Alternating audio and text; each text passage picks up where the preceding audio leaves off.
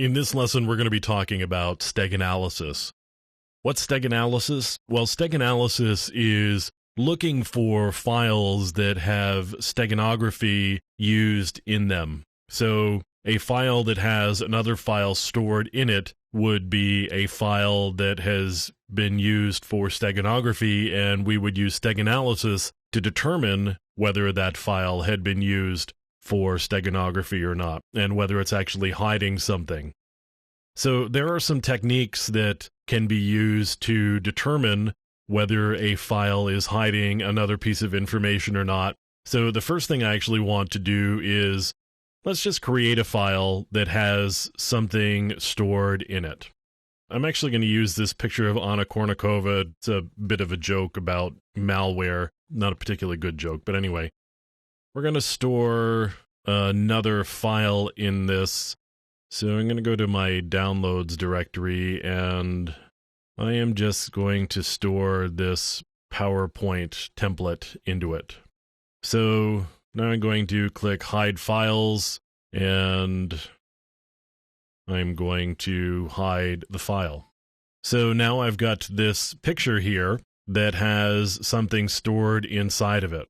So one of the first things that we can do is just simply take a look at it in Windows Explorer, and I'm going to go to my Pictures directory here and see how big this file actually is. Now you can see at the bottom here it's 159K. I happen to know that that's quite a bit bigger than the file that I downloaded, which was 80-something K. So that's an indication there that I've got some additional information stored inside the file. If you don't happen to know how big the files are when you start, then that may not be such a good indicator for you. So let's take a look at another one. We can actually look at the file in a hexadecimal editor.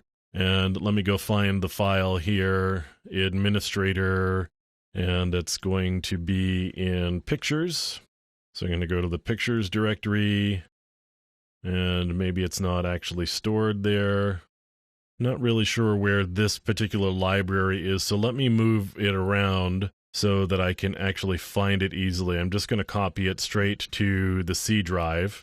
Then I'm going to go back to my hex editor here, and I'm going to go back up and go back up. And I need to reload. So we're going to start up the hex editor here, and I'm going to go open a file. I'm going to look on my desktop, and I ought to have the picture there.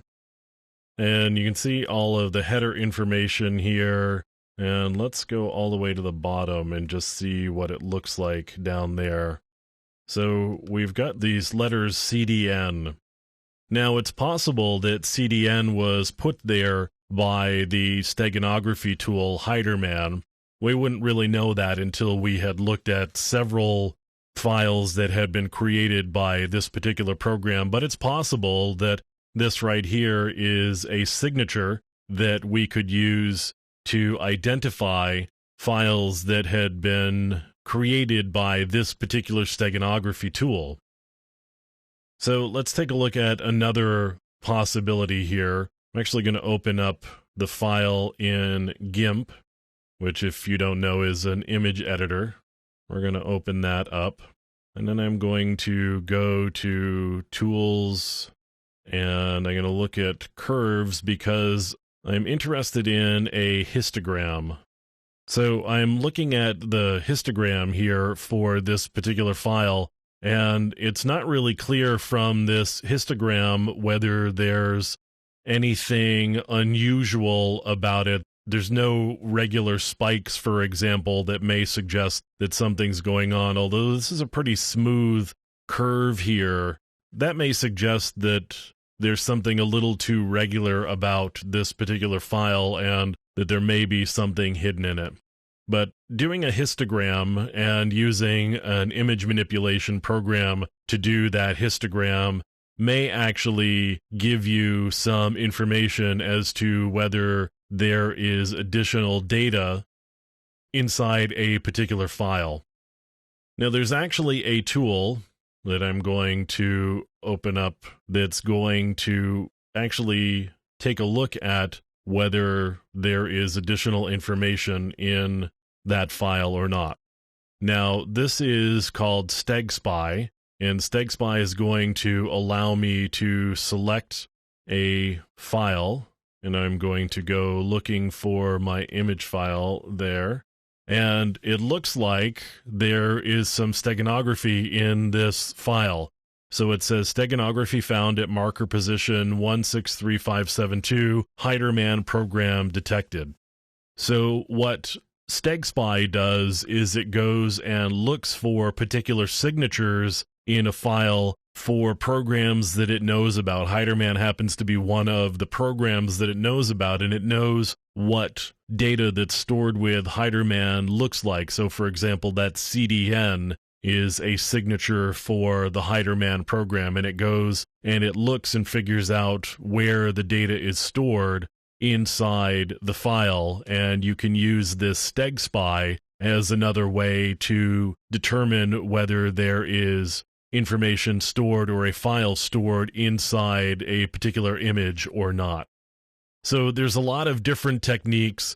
Some of it takes just some experience with using the different tools and understanding what images look like in a histogram, for example, and what anomalies might look like inside of a histogram.